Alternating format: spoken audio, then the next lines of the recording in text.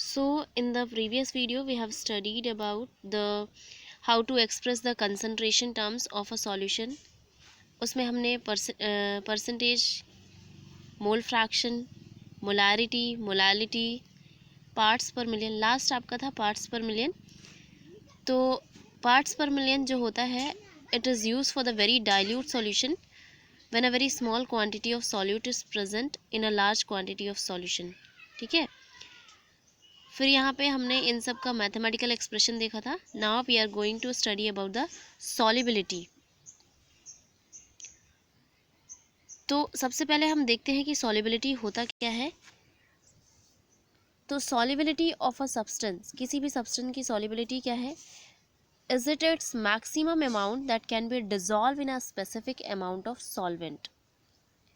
किसी specific amount of solvent में जितना सॉल्यूट डिजॉल्व हो सके, that is called as solubility.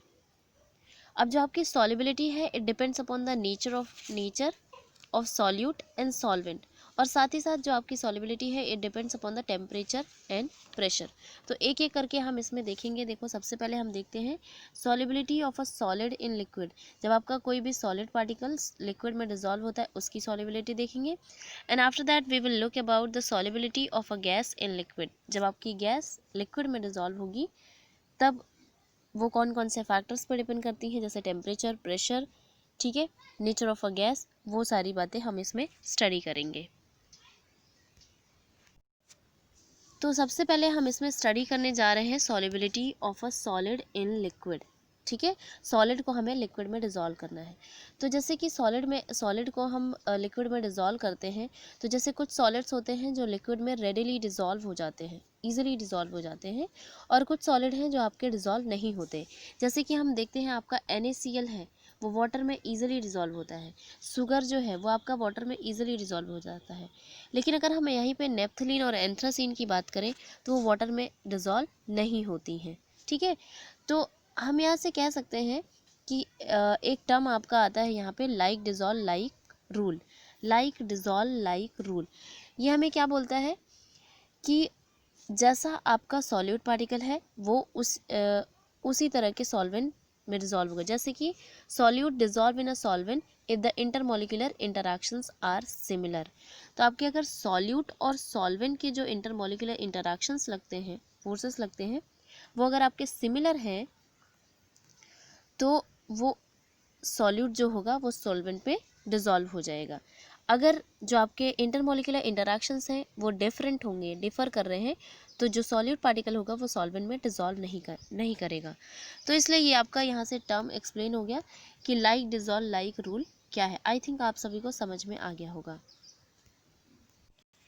अब देखो, जब भी कोई सॉलिड सॉल्यूट पार्टिकल सॉल्वेंट पे ऐड होता है तो वहाँ पे क्या होता है कि उस सॉल्यूशन में, जैसे कि हम यहाँ पे सॉल्यूशन बना रहे हैं, तो जब भी सॉल्यूट पार्टिकल यहाँ पे ऐड होगा सॉल्वेंट में तो सॉल्यूट पार्टिकल का कंसंट्रेशन यहाँ पे इंक्रीज होता जाएगा। ठीक है, इस प्रोसेस को हम क्या बोलते हैं? डिसोल्यूशन। मतलब हम सॉल्यूट पार्टिकल को उसमें डिसॉल्व कर रहे हैं, तो this process is known as dissolution. Okay, अब आपका नेक्स्ट टर्म क्या आता है? क्रिस्टलाइजेशन। इसे भी हम देखते हैं कि क्रिस्टलाइजेशन क्या होता है। जैसे कि क्या होता है कि सॉल्यूट पार्टिकल जब भी सॉल्यूशन में जाते हैं तो वो कोलाइड करते हैं। अब किसके साथ कोलाइड करते हैं? जो आपके सॉलिड सॉल्यूट पार्टिकल्स होते हैं उन्हीं के साथ कोलाइड करते हैं, और क्या होता है, एक स्टेज आती है जब वो सेपरेट आउट हो जाते हैं, ठीक है, सॉल्यूशन से। तो इस प्रोसेस को हम बोलते हैं क्रिस्टलाइजेशन। ओके, तो हमने यहाँ पे डिसोल्यूशन एंड क्रिस्टलाइजेशन दोनों टर्म्स को देख लिया है। ठीक है, अब हम बात करते हैं सैचुरेटेड एंड अनसैचुरेटेड सॉल्यूशन की बात करते हैं। तो यहाँ पे सैचुरेटेड एंड अनसैचुरेटेड सॉल्यूशन आपका क्या होता है? सबसे पहले हम सैचुरेटेड सॉल्यूशन की बात करते हैं। तो सैचुरेटेड सॉल्यूशन वो सॉल्यूशन होता है जब हम किसी भी जैसे कि हम सॉल्यूशन बना रहे हैं तो उसमें no more solute can be dissolve at the same temperature and pressure. आपकी टेम्परेचर और प्रेशर की कंडीशंस अगर सिमिलर हैं, तो जैसे आपका यहाँ पे सॉल्वेंट है, अब आप इसमें सॉल्यूट डालते गए डालते गए डालते गए, एक स्टेज आएगी जब आप इसमें सॉल्यूट पार्टिकल्स डिसॉल्व नहीं कर पाओगे। ठीक है, तो उस सॉल्यूशन को हम बोलते हैं सैचुरेटेड सॉल्यूशन।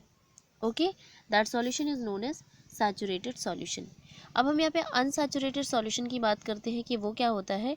आपका अनसैचुरेटेड सॉल्यूशन होता है कि अगर हम उसमें और ज़्यादा सॉल्यूट पार्टिकल डिज़ोल्व कर पाए, ठीक है, at the same temperature and pressure, तो that solution is known as unsaturated solution.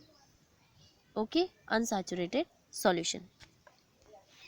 फिर हम इसमें देखते हैं कौन कौन से फैक्टर्स इफेक्ट करते हैं। तो सबसे पहले हम यहाँ पे हमारे पास दो फैक्टर्स हैं जो यहाँ पे solubility of a solid in liquid इसको अफेक्ट करते हैं। तो factors affecting are temperature and pressure. हमारे पास दो फैक्टर हैं जो इसे अफेक्ट करते हैं, ठीक है। तो टेम्परेचर के केस में क्या होता है, यहाँ पे हमें दो प्रोसेसेस के बारे में पढ़नी है। एक आपका exothermic process and endothermic process. तो टेम्परेचर का क्या इफेक्ट पड़ता है दोनों प्रोसेसेस पे, हम यहाँ पे देखते हैं कि आपका जो डिसोल्यूशन प्रोसेस होता है एंडोथर्मिक प्रोसेस के लिए, वहाँ पे क्या होता है, सॉल्युबिलिटी इंक्रीज हो जाती है जैसे जैसे हम टेम्परेचर इंक्रीज करते हैं। तो सबसे पहली बात हम किसकी कर रहे हैं, एंडोथर्मिक प्रोसेस की बात कर रहे हैं। एंडोथर्मिक प्रोसेस के लिए क्या होता है, आपकी जो सॉल्युबिलिटी होती है वो इंक्रीज हो जाती है, ठीक है, विथ राइज इन टेम्परेचर, ठीक है। अब अगर हम एक्सोथर्मिक प्रोसेस की बात करें तो जस्ट रिवर्स होता है, ठीक है। एक्सोथर्मिक प्रोसेस की बात करें तो यहाँ पे रिवर्स होता है। क्या होता है कि आपकी जो सॉल्युबिलिटी होती है it will get decrease with rise in temperature. तो ये हमने यहाँ पे बात कर ली about the effect of temperature. अब हम इफेक्ट ऑफ प्रेशर देखते हैं कि यहाँ पे प्रेशर का क्या इफेक्ट होता है। तो जब हम प्रेशर की बात करते हैं तो यहाँ पे देखिए कि जो आपके सॉलिड और लिक्विड होते हैं दीज आर हाईली इनकम्प्रेसिबल होता है। इनको कंप्रेस करना थोड़ा डिफ़िकल्ट होता है हमारे पास। तो क्यों डिफ़िकल्ट होता है, क्योंकि इसमें इंटरमॉलिक्यूलर फोर्सेस जो होते हैं they are very strong. Okay, तो जो आपका प्रेशर है उसका ज़्यादा सिग्निफिकेंट इफेक्ट नहीं पड़ता है सॉल्युबिलिटी पे, ठीक है। तो this was about the solubility of a solid in liquid, and in the next video I will explain you about the solubility of a gas in liquid, ठीक है। तब तक आप वेट करिए, चैनल को सब्सक्राइब करिए, वीडियो को like करिए और शेयर करिए।